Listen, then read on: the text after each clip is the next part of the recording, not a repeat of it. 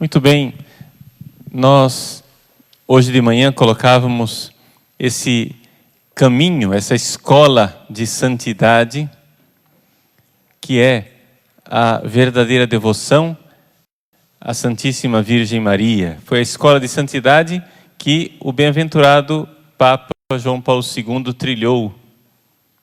Ele que pegou o tratado da verdadeira devoção à Virgem Maria, levava sempre consigo, era o seu livro de cabeceira. Então, nós gostaríamos agora de conhecer um pouco mais. Hoje de manhã nós motivamos. Agora gostaríamos de conhecer um pouco mais o que é realmente esta verdadeira devoção à Nossa Senhora. Em que consiste a verdadeira devoção? Bom, em primeiro lugar, a palavra devoção não deveria nos enganar, não é? Por quê? De uma forma geral, o que é devoção na nossa linguagem comum? Na linguagem comum, devoção é um afeto espiritual, não é? Uma coisa religiosamente prazeroso, afeto. Eu sou devoto de... Por quê? Porque eu gosto, porque eu tenho esse gosto, não é? Então é alguma coisa assim, do gosto do freguês. Um é devoto de Santa Rita de Cássia, que nós celebramos ontem. O outro é devoto de São Judas, outro é devoto de Santo Expedito, outro é devoto de outra coisa. E então assim a gente vai tendo as várias devoções. Mas, quando nós falamos da Virgem Maria, nós não estamos falando de uma devoção qualquer. E nem estamos falando de devocionismos. Nem estamos falando de práticas do tipo, você é devoto da Virgem Maria se você reza o terço. Não. Vejam só. A verdadeira devoção, aqui, a palavra devoção é usada no sentido forte. Devovere, em latim, quer dizer entregar-se, quer dizer consagrar-se, quer dizer uma doação total, uma entrega total, não é?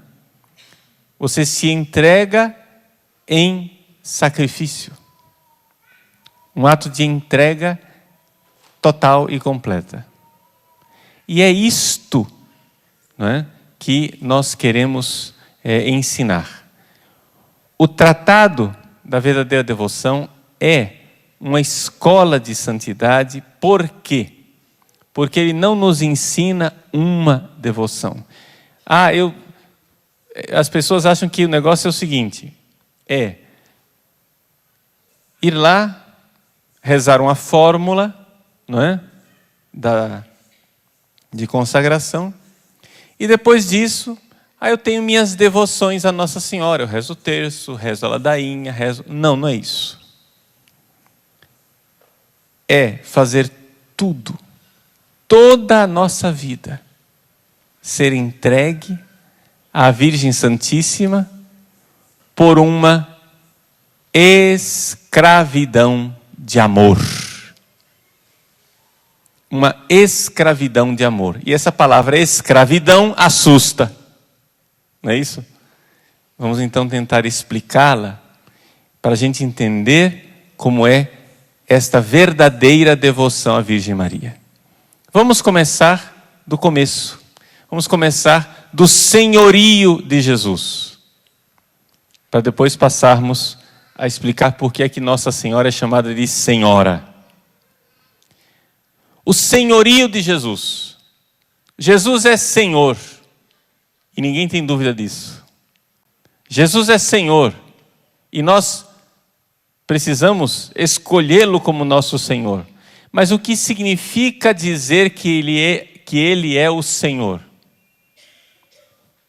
Significa dizer que nós somos escravos. E a palavra escravo assusta. Porque escravo parece uma coisa obrigada. Escravo é um negócio que você é levado a contragosto, mas não é uma escravidão qualquer, é uma escravidão de amor. Por quê? Porque você deve se colocar diante de Deus para servi-lo como escravo de amor, porque isto te dará liberdade de filhos. Qual é a melhor forma da gente aprender isso daqui? A gente entender isso daqui.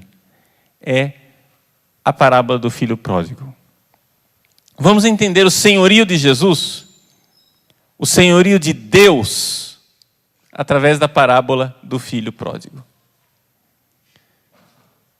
O que é que aconteceu com o filho pródigo? Ele era filho, ele estava em casa, ele estava bem. Ele de repente quis ser livre, porque achou que em casa ele estava vivendo como escravo do pai. Ele achou que em casa ele estava sendo sufocado, ele queria liberdade. Então lá foi o filho, pediu, dá-me a parte que me cabe da herança. E ele foi. E pediu a sua herança para o pai e foi embora. Gastou seus bens de forma devassa. De repente, quando ele já não tinha mais nada, começou a desejar a comida dos porcos. Mas vejam, ali, ele que buscou a suprema liberdade, encontrou uma escravidão que ele nem imaginava. A escravidão do pecado. A situação daquele rapaz desejando comida de porcos é a situação da escravidão do pecado. Então vejam qual é o caminho. Você se proclama livre. Eu quero ser livre. Eu quero liberdade. Eu não quero saber de leis. Eu não quero saber de obedecer mandamentos de Deus. Eu não quero saber dessa coisa de obrigações religiosas. Eu mando na minha cabeça. O importante é eu fazer o que eu quiser. Aí você vai, faz o que você quer, mas você acha que está fazendo o que você quer. Você na verdade está se transformando no escravo do demônio e do pecado. Está entendendo? A libertinagem, a liberdade desregrada faz com que a gente seja escravo de uma forma terrível, de uma forma radical, de uma forma que realmente nos faz mal. Escravidão do pecado. Como sair da escravidão do pecado? Bom, Jesus nos ensinou pela parábola do filho pródigo, que está lá em Lucas capítulo 15. Ele disse: vou me levantar. Vou para a casa do meu pai. E o que é que levou ele a essa decisão? Foi o pensamento de ver que os escravos do seu pai eram mais bem tratados do que ele ali livre. Então ele disse: direi para o meu pai: pai, pequei contra o céu e contra ti. Não sou mais digno de ser chamado teu filho, trata-me como um escravo. E a palavra é escravo, atenção. No grego do Novo Testamento existem duas palavras para dizer que uma pessoa é servo. Uma é diáconos. Diáconos é a palavra servo enquanto serviço, enquanto função. Não é? Você recebe uma função comunitária, é o diácono da comunidade.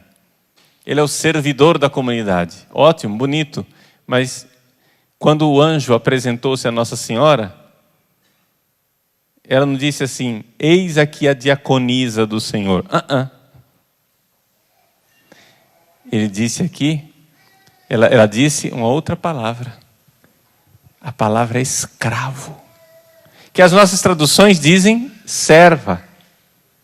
Mas existe uma diferença entre o servo, que é o servidor da comunidade, e o servo, que é escravo de um senhor, que é dono. O dono, ele é dono de tudo.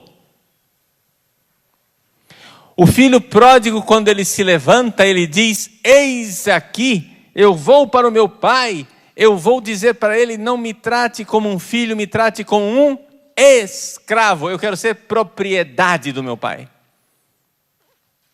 Aí qual é a reação do pai? A reação do pai é fazer ouvidos moucos e dizer, não, eu não vou te tratar como escravo, vou te tratar como filho. Está entendendo? Você é meu filho. Então você se coloca humildemente na posição de escravo e o pai, reage e diz, eu sou teu pai, tu és meu filho. Tu és meu filho. É isso. Vejam que beleza, gente. Vejam que maravilha. Você se coloca como escravo e termina filho. Você se revolta e quer ser livre, termina escravo. É isso que nos ensina a parábola do filho pródigo. Você querendo ser livre, livre, livre, termina escravo. Se colocando como escravo de Deus, termina livre como filho. Como diz o adágio medieval, servire Deum regnare est. Servir a Deus é reinar.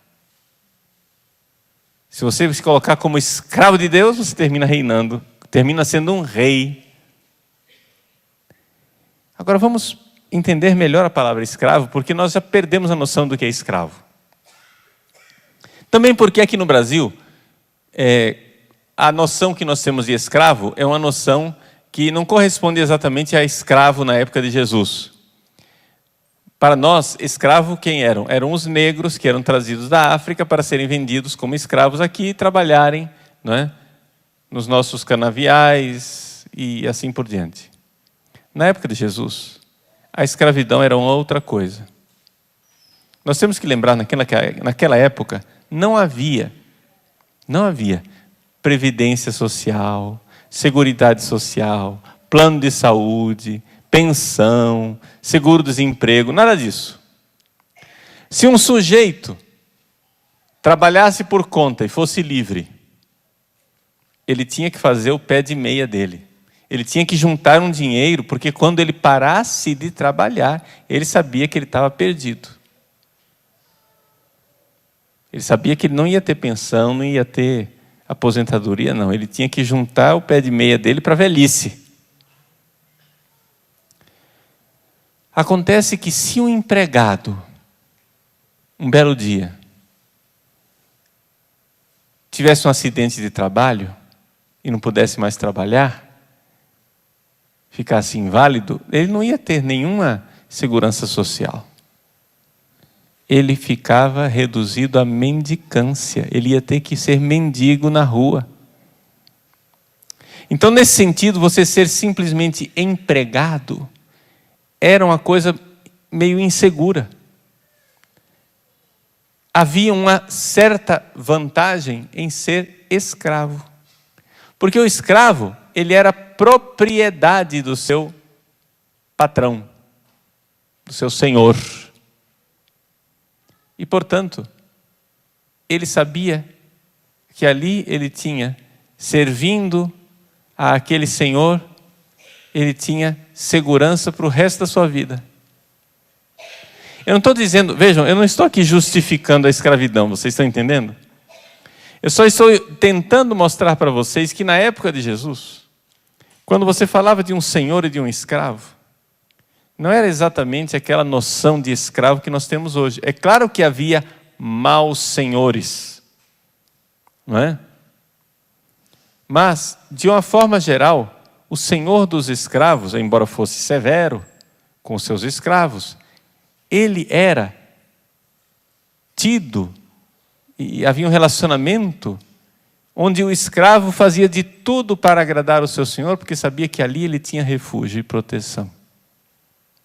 Como diz o Salmo, os meus olhos estão fixos no Senhor, como o escravo está fixo no seu senhor, como a escrava nas mãos da sua senhora. Basta acenar assim, o escravo já vai e faz. Então vejam, quando nós proclamamos que Jesus é nosso Senhor, o que é que nós estamos dizendo? Que Ele é dono do meu corpo, da minha alma, dos meus bens espirituais, dos meus bens materiais. Quando você diz que Jesus é Senhor da sua vida, você está proclamando o senhorio de Jesus. Tem alguma parte de você ou das suas propriedades que você está excluindo? Não. Você entrega tudo, sim ou não? Então Ele é o Senhor, Ele é o dono do seu corpo, é o dono da sua alma, é o dono da sua propriedade, Ele é o dono da sua família, Ele é o dono dos seus amigos, Ele é o dono de todos os relacionamentos que você tem. Jesus deve ser Senhor de tudo aquilo que você tem.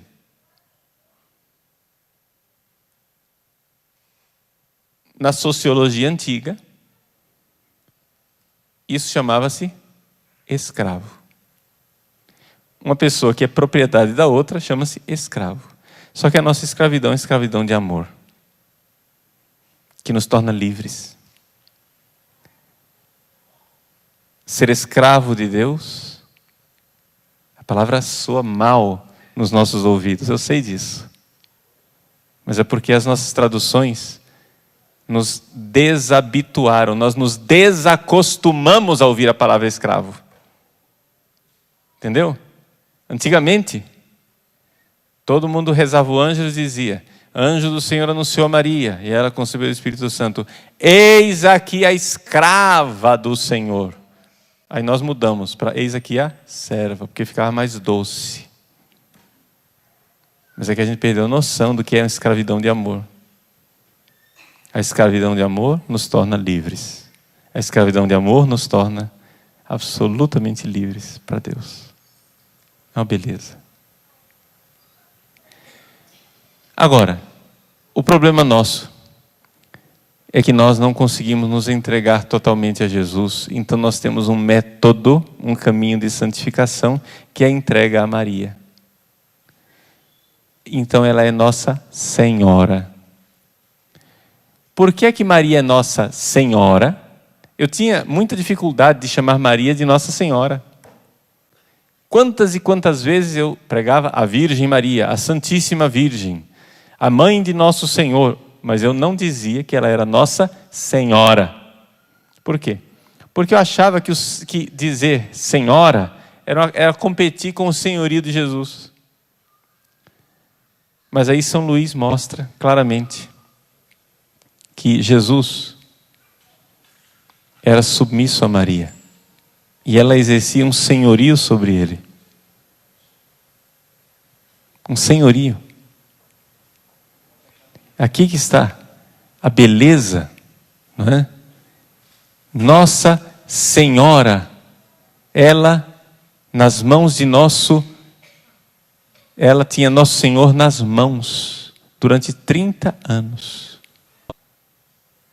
Durante 30 anos, Nosso Senhor foi submisso a ela. E então, o que significa entregar nossa vida a Maria? Gente, Maria é a serva, a escrava de Deus. Quando eu me entrego a ela, ela me entrega imediatamente a Deus, porque ela é totalmente pobre. E então, é um método, que é o próprio método que Deus usou.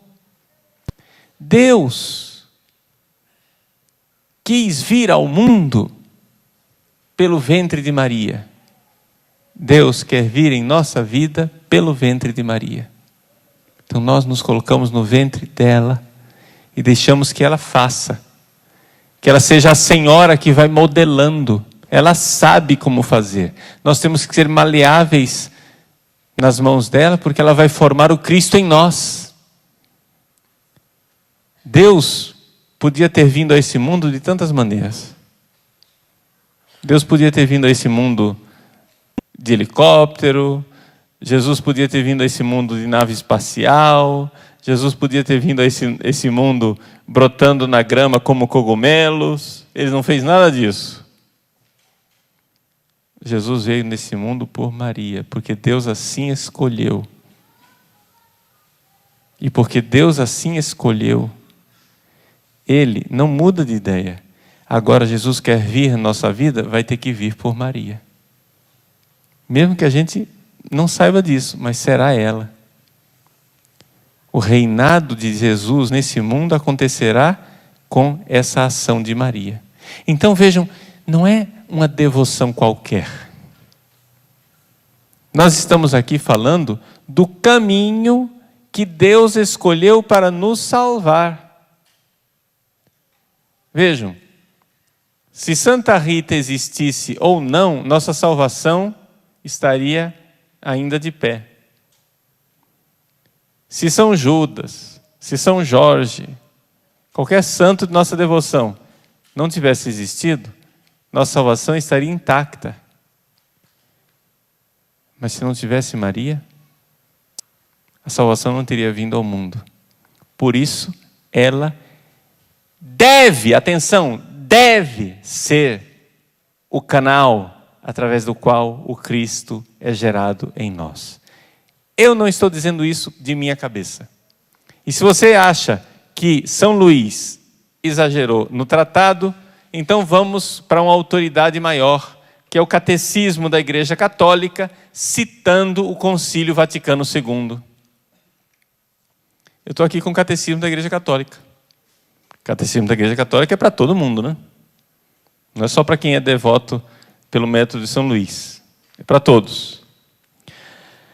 O Catecismo da Igreja Católica, no número 967, tem o seguinte título. Olha só. Maria é nossa mãe na ordem da graça. Isso quer dizer o quê? Que no mundo da graça, no caminho da santidade, que é o que nós estamos tentando passar para vocês aqui, no mundo da graça, da santidade, da proximidade com Deus, da nossa conversão pessoal, no mundo nosso, do dia a dia, das graças de Deus, dos carismas, dos sacramentos, Maria é a mãe de tudo. É a mãe da nossa salvação. E diz assim o catecismo, eu vou direto ao ponto, para não ficar aqui lendo o catecismo para vocês a tarde inteira, mas vocês olhem lá depois, a partir do número 967. Eu vou ler o 969, que tem uma belíssima citação do Concílio Vaticano II, a Lumen Gentium, no número 62. Então, vejam, é o Vaticano II. Ninguém vai me dizer aqui, isso daí já era, né? Agora nós estamos num novo tempo, o tempo do Vaticano II, em que nós deixamos os devocionismos antigos e que agora nós temos uma espiritualidade mais cristocêntrica. Nós temos uma espiritualidade cristocêntrica. Nós podemos deixar de lado devocionismos. Mas Maria não é devocionismo. Maria tem uma atuação na salvação de todos. Vejam o que diz o Concílio Vaticano II e isso aí no Catecismo para todos os católicos aprenderem. Esta maternidade de Maria na economia da graça perdura ininterruptamente. Vamos traduzir o português aqui, se você não entendeu esses palavrões. A maternidade de Maria na economia da graça, quer dizer, economia é tudo aquilo que Deus faz para nos salvar. Ou seja, no caminho de salvação que Deus tem através da graça, ou seja, todas as intervenções de Deus, onde Deus envia uma graça para nos salvar. Você recebeu uma graça? Muito bem. Seja ela qual for. Sei lá, a virtude da fé. Ou o dom do Espírito Santo, da sabedoria. Ou uma graça, um carisma, como por exemplo, o dom de curas. Seja qual for. Ou um sacramento como a Eucaristia. Seja qual for a graça que você está falando. No mundo da graça, Maria é a nossa mãe. E isso, essa realidade, perdura ininterruptamente, sem interrupção, não para mais. Desde quando, padre? Diz a Lumen Gentium. a partir do consentimento que ela fielmente prestou na anunciação. Então, a partir daquele momento que ela disse: eis aqui a escrava do Senhor, e o Filho de Deus foi gerado no ventre dela, dali para frente,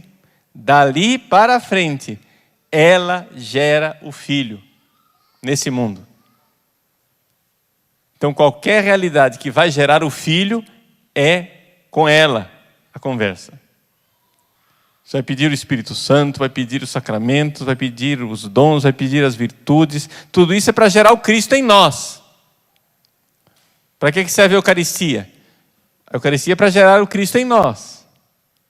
Para que é o dom da fé? A fé é para gerar o Cristo em nós. Para que é o dom da sabedoria? Para gerar o Cristo em nós. Tudo é para gerar o Cristo em nós. Se é para gerar o Cristo, então o útero onde esse Cristo é gerado é Maria. Não é outra coisa. Não é outra coisa. Não é possível receber o Cristo sem Maria. Então, nós estamos falando aqui de uma realidade, de uma atuação salvífica que acontece. Jesus é o Salvador, o Redentor, mas o Redentor é gerado no ventre de Maria. Então, começou lá na Anunciação. E sob a cruz, resolutamente manteve. Então Maria disse o sim lá na Anunciação, começou lá, ininterruptamente. E na cruz, ela resolutamente manteve. Quer dizer, ela não se abalou. Stabat mater. A mãe estava de pé ao lado da cruz. Ela não vacilou, não tergiversou, não ficou titubeando. Até a perpétua consumação de todos os eleitos. Vejam, gente, Concílio Vaticano II, a perpétua consumação de todos os eleitos. Isso quer dizer que todos os eleitos, ou seja, todos os que entrarão no céu, entrarão com Maria, sendo a mãe que irá gerá-los na ordem da graça. Isso quer dizer que mesmo os irmãos separados protestantes que forem salvos, serão salvos por Jesus, porque o Cristo foi gerado neles no útero de Maria. Você pode não reconhecer o útero, como um filho pode não reconhecer a mãe, mas a mãe o gerou. Assunta aos céus, ou seja, quando Nossa Senhora subiu aos céus, não abandonou este munus salvífico. Quer dizer, essa tarefa de salvação que ela tem, ela não abandonou. No céu ela continua. Mas, por múltipla intercessão, continua a alcançar-nos os dons da salvação eterna. Múltipla intercessão quer dizer que ela intercede universalmente. Uma vez num debate com um protestante, ele veio me perguntar: escuta, me diga uma coisa, como é que pode uma mulher agora atender os pedidos de 1 bilhão de católicos? Tem 1 bilhão de católicos no mundo nesse momento, mais de 1 bilhão. Os católicos, imaginem todos os católicos agora do mundo, 1 bilhão rezando uma Ave Maria. Como é que pode uma mulher atender 1 bilhão de pessoas? Bom, uma mulher não atende 1 bilhão de pessoas, mas uma mulher para quem Deus olhou a sua humildade e fez maravilhas nela, pode. Por quê? Porque ela tem uma obra no caminho de salvação, que é gerar o Cristo em todos. Ela foi exaltada sobremaneira. Ela foi exaltada. Gente, não há criatura maior do que Maria. De toda a criação, ela é mais do que todos os anjos, todos os astros, todos os seres humanos. Ela foi elevada. E é importante que Maria seja agora glorificada, porque durante o seu tempo aqui na terra, ela foi escondida. Deus escondeu Nossa Senhora durante o tempo dela aqui na terra. para que a sua humildade fosse luminosa. A humildade de Maria é extraordinária. Ela se escondeu imensamente no seu tempo aqui na terra. Agora, inversamente, nós que estamos nos últimos tempos, Maria deve brilhar e brilhar cada vez mais. Por isso, a bem-aventurada Virgem Maria é invocada na igreja sob o título de advogada, auxiliadora, protetora, medianeira. É a Lumen Gentium que está aí, gente. É o Concílio Vaticano II nos ensinando 50 anos depois, continua nos ensinando aquilo que é a fé da igreja de sempre. Nós não precisamos ter escrúpulos, ter medo. Quando nós estamos falando de Maria, não estamos falando somente de uma mulher que foi exemplo. Não estamos falando somente de uma mulher que foi discípula de Jesus. Nós estamos falando também de uma mulher que realizou aqui nesse mundo aquilo que o Pai realiza lá no céu. O que é que o Pai realiza? Deus, Pai, realiza no céu. Gera o Filho. O que é que Maria fez aqui na terra? Gerou o Filho de Deus. Então nós estamos falando de uma realidade privilegiada, de uma mulher privilegiada. Então nós podemos entregar tudo a ela para que ela tudo transforme em Jesus. Ao colocarmos aqui o senhorio de Jesus e chamarmos Nossa Senhora de Senhora, nós não estamos tirando a glória de Cristo. Nós estamos somente esclarecendo o método, o meio como Jesus irá reinar nos corações. Então, quando nós falamos, nós podemos até falar de reino de Maria, porque Maria deve reinar nos nossos corações. Mas ela deve reinar nos nossos corações, e é evidente que existe uma diferença entre o reinar de Maria e o reinar de Jesus. Jesus reina como Deus encarnado. Maria reina como a serva que foi escolhida para gerar o Cristo em nós. Como é que Jesus vai ser rei? Me expliquem. O que é o reino de Deus? O reino de Jesus. Como é que Jesus vai reinar na sua vida? Só tem um jeito, gente. Se Ele reinar no seu coração. Se o seu coração for transformado num coração semelhante ao dele, então nós precisamos fazer com que tudo seja gerado. Colocamos no ventre de Maria e tudo será gerado. Então, a escravidão de amor que São Luís nos propõe, não é, como eu dizia hoje de manhã, um método mágico. Não é uma coisa assim, que você pronuncia as palavras mágicas com um pozinho de pirlim-pim-pim, né? Pronto, estou santo, Jesus reina no meu coração. Não, é um método de vida. O que é que você vai fazer na prática? Vamos agora ser bem práticos.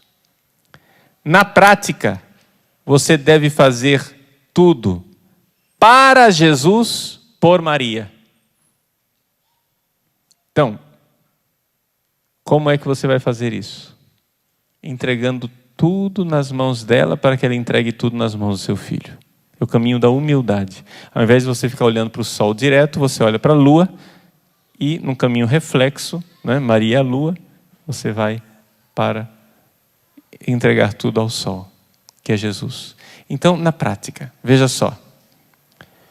Você entrega o seu corpo a Maria, como um escravo. Quantas vezes a gente canta?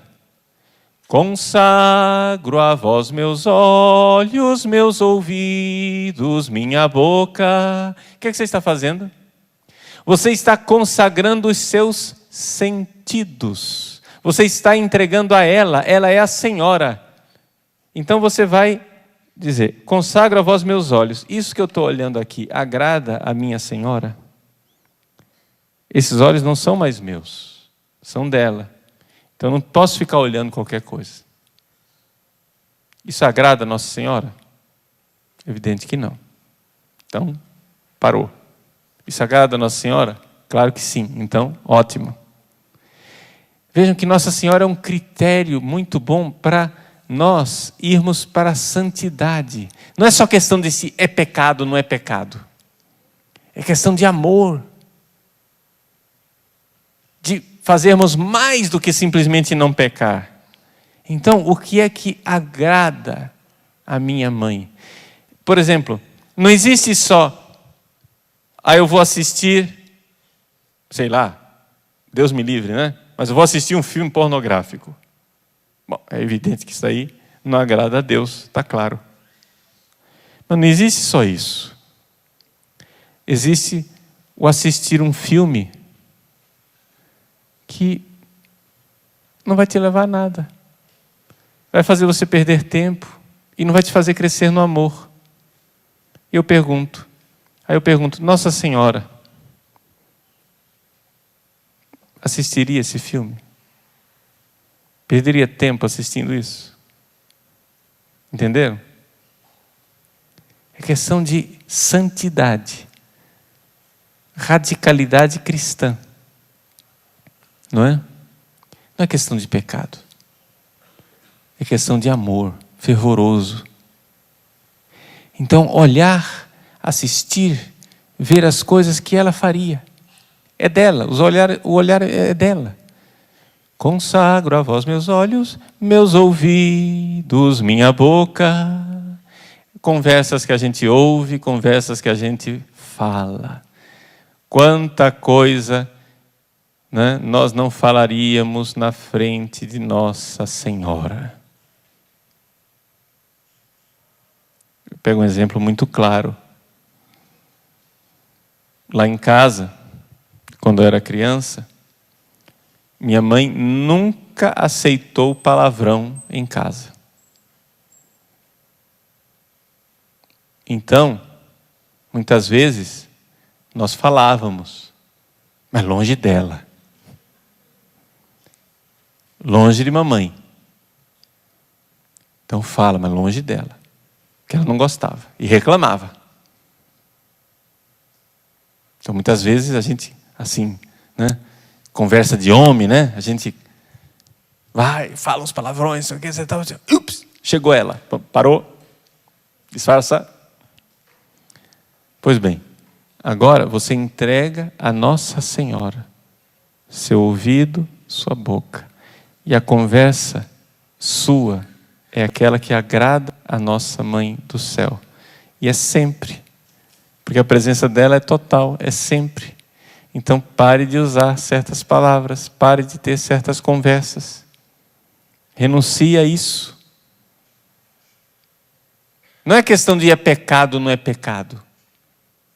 É questão de agradá-la. É um caminho de santidade.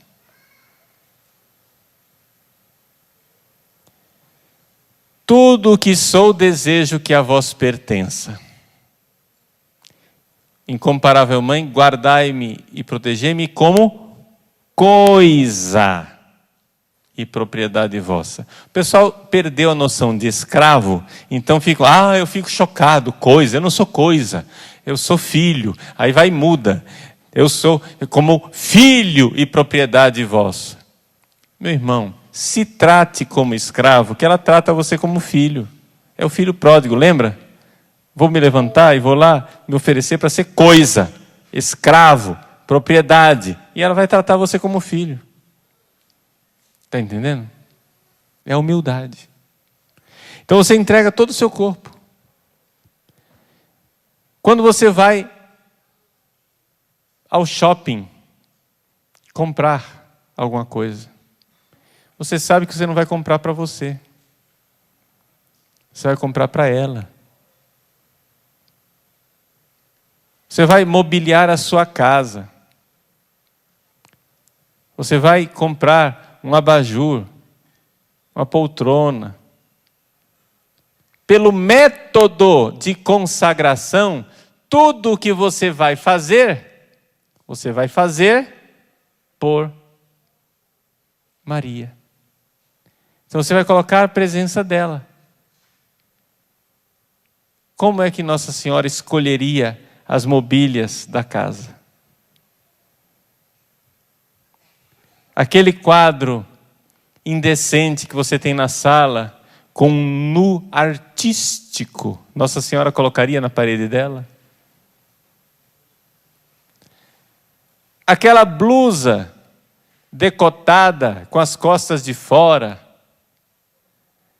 sem manga, mostrando mais do que necessário, que você põe para seduzir os rapazes, Nossa Senhora compraria essa peça de roupa? Você imagina Nossa Senhora comprando aquilo para a escrava dela?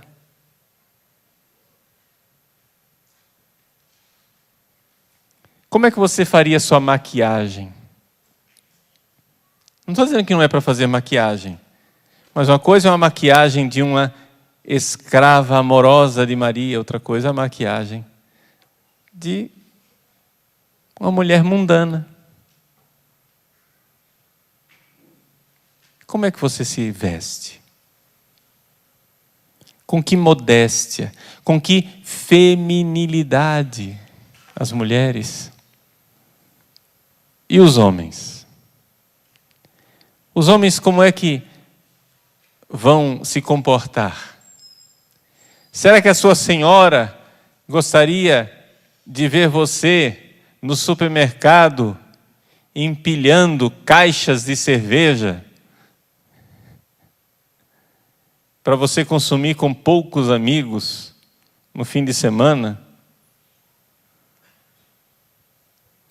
Você pessoalmente tomar 2, 3 caixas de cerveja? Ah, padre, mas é pecado? Eu não estou aqui perguntando se é pecado. Eu não estou convidando você para não pecar somente. Eu estou convidando você para ser santo, para ser de Maria. O que é que agrada o coração? Não precisa nem ir para Nossa Senhora. Sua mãe gosta de você bebendo, ver você bebendo desse jeito, ô delinquente? Não gosta. Se a sua mãe, que é pecadora aqui na terra, não gosta de ver você bebendo desse jeito, imagine Nossa Senhora. Está entendendo?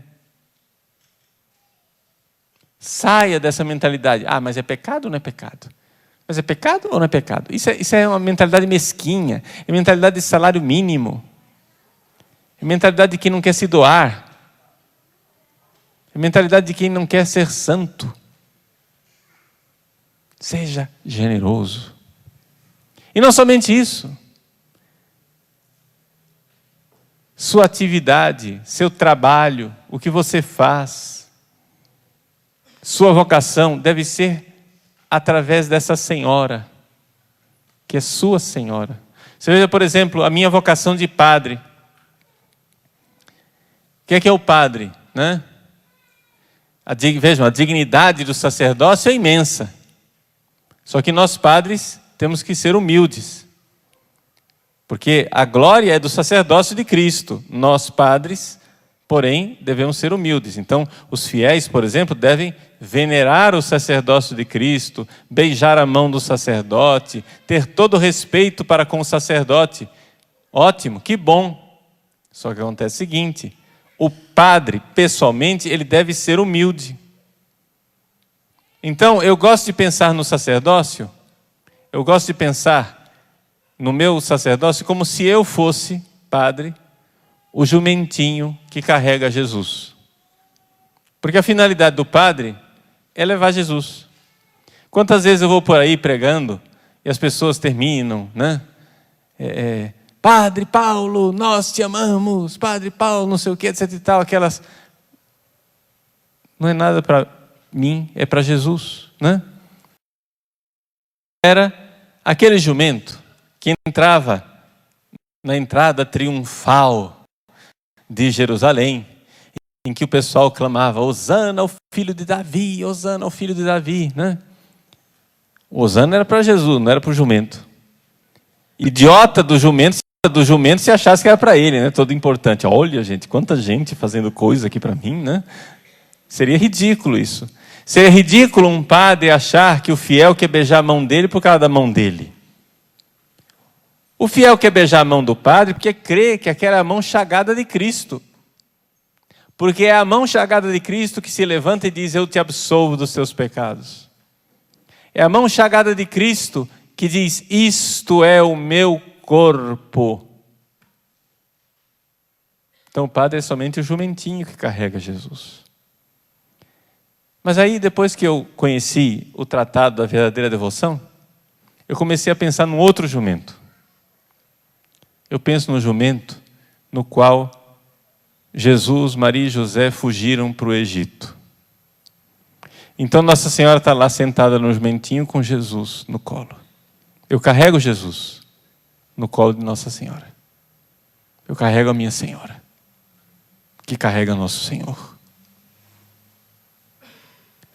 Por quê? Porque talvez esse jumento era um jumento meio sarnento, meio doente. E Nossa Senhora poupa Jesus de ficar em contato com esse animal. Humildemente, tem o contato com a Virgem Santíssima. E é ela quem carrega Jesus. Então, assim como eu relio o meu sacerdócio a partir da verdadeira devoção, veja também a sua profissão. Qual é a sua profissão? Você é mãe? Dona de casa? É uma profissão que está em extinção. Eu exorto e convido todas as mulheres a repensarem sua vocação, principalmente no início do seu casamento. Deixa para lá essa bobagem de carreira, de pós-graduação, de não sei o quê. As mulheres hoje em dia parece que se sentem envergonhadas de ser mãe. Precisam de diploma para se sentirem alguém. Nada disso, gente. Nossa Senhora não tinha diploma, não tinha pós-graduação, e ela é a maior de todas as criaturas. Não precisa de nada disso. Hoje em dia está tudo de cabeça para baixo. As mulheres fazem assim. Elas querem primeiro casar, aí fazem uma pós-graduação, um doutorado. Quando elas tiverem, sei lá, que carreira, que dinheiro, que salário maravilhoso, aí elas dizem: agora eu vou ter um filho. Mas não está vendo que está de cabeça para baixo, minha filha? Primeiro, você só vai ter carreira e trabalho maravilhoso lá pelos 40, não é mais hora. Entende? Lá pelos 40 já começa a ser complicado ter filho. Mulher vem com prazo de validade, vence. Está entendendo? É uma questão biológica, não sou eu quem inventei isso. Foi o Criador. Então tenha filhos logo. Faça a sua carreira ao contrário. Comece sendo mãe, para que você, não tendo carreira, não tendo tanta coisa para se preocupar, vai ter tempo para os seus filhos primeiro, enquanto você é jovem, tem força e não está preocupadíssima com sua carreira. Quando os seus filhos forem um pouco mais crescidos, aí tudo bem, faça a sua pós-graduação e vá atrás da sua carreira quando os seus filhos já estiverem grandes. Mas existe uma inversão, horrível, inversão. Esses dias agora eu viajando no avião, lá pelas tantas veio o comandante, né, piloto. O comandante veio, sentou do meu lado, ele disse: padre, não se preocupe, eu não sou o comandante desse voo. E aí nós conversamos longamente, e ele falou para mim uma coisa que eu achei sábia, bonita, e estou partilhando com vocês. Eu já sabia disso, já pregava isso, mas agora estou vendo na prática. Ele disse: olha, a minha mulher, né, ela estudou, ela tem pós-graduação, tem isso, tem aquilo, mas nós agora temos 2 filhos e nós queremos dedicar tempo aos filhos. Então ela está em casa. Eu vejo que para ela não é fácil, mas é uma decisão nossa. Eu disse: muito bem, meu filho, está corretíssimo. É isso aí. É por aí que vai. Por quê? Primeiro os filhos, porque as crianças, quando são pequenas, precisam de alguém que seja referência. Elas não podem ser peteca, que joga de um lado para outro, pac, pac, pac, pac. Uma hora quem cuida dela é um, outra hora quem cuida é outro, outra hora quem cuida é outro, outra hora quem cuida é outro, outra hora quem cuida... A criança fica desorientada. Dê tempo para os seus filhos. Como é que Nossa Senhora quer que você seja mãe? Como é que Nossa Senhora viveria esse seu período de estudo, de graduação? Como é que Nossa Senhora viveria a sua profissão? Isso é entrega. Esse é o caminho de santidade do tratado. Viva tudo, tudo, tudo, tudo por Maria. Essa é a verdadeira devoção. Como é que Nossa Senhora vai fazer com as suas orações, com o seu jejum, com os seus sacrifícios, com as indulgências que você lucrar? Você tem que entregar tudo para ela. E outra coisa, quando você faz a consagração a Nossa Senhora, você entrega tudo, não somente o seu presente e o seu futuro, mas também o passado. O seu passado. Aquele passado desregrado, maluquinho que você teve, entregue nas mãos dela, para que ela cure as feridas que ficaram, transforme, porque ela é o útero que Deus usa para gerar o Cristo, para que Cristo reine, seja um instrumento maleável nas mãos dela, que sabe fazer as coisas. Então, na prática, você então pode e deve fazer sua consagração a Nossa Senhora. Quais são os recursos que você pode usar para a sua consagração? Não é? Nós temos na internet, o recurso para isso é o site Consagra-te. Não é? Você coloca lá, qualquer site de busca, Consagra-te, que já vai aparecer o site, né? Mas é www.consagrate.com, tá? Lá você encontra palestras que ensinam o tratado. Eu tenho ali algumas aulas onde eu vou lendo o tratado junto com as pessoas, não é? E colocando para vocês, né, um itinerário de leitura. Depois, lá você tem os recursos também de endereços de pessoas, no Brasil afora, que ficam encarregados de preparar pessoas para se consagrar. Quem sabe na sua cidade tem alguém. Tem também lá outros testemunhos, orações e coisas, também links para sites, como o meu site, padrepauloricardo.org, também os sites da Arca de Maria, que tem também um material amplo para você fazer a sua consagração. No site da Arca de Maria, irmã, vem cá, traz as coisas. A senhora fica aqui, sei que a senhora vai morrer de vergonha, mas fica aqui segurando para mim. Olha só, nós temos aqui algumas palestras, né? São 2 CDs, sobre a total consagração à Santíssima Virgem, onde se explica também, né, nesses CDs, como é que se faz a consagração à Nossa Senhora. Além disso, além do CD explicando, isso tudo está no site também da Arca de Maria, tá? Tem o tratado o tratado lido. Você põe no seu carro e vai ouvindo, né? É um instrumento valiosíssimo. E eu quero começar com esse daqui. E as crianças. As crianças, gente. Olha só. Esse é o tratado para crianças. É o tratadinho, né? O tratado para crianças. As crianças que podem fazer a sua consagração a Nossa Senhora. Então, você encontra aqui vários modelos de pequenos santos que se dedicaram a Nossa Senhora. Os bem-aventurados Francisco e Jacinta, Laura de Vicunha, São Domingos Sávio, Maria Goretti e assim por diante. Os vários santos que, como pequenos, se dedicaram a Nossa Senhora. E aqui você tem esse livro para a criança mesmo, onde a criança tem até coisas para letra grande, não é? E tem coisas para colorir aqui, ó. Essa aqui é a coroa de Nossa Senhora para a criança pintar. Ela colorir. Então, é um livro de atividades para a criança, para aprender a se consagrar. E depois, no final, tem uma fórmula de consagração para as crianças, que é mais fácil, né?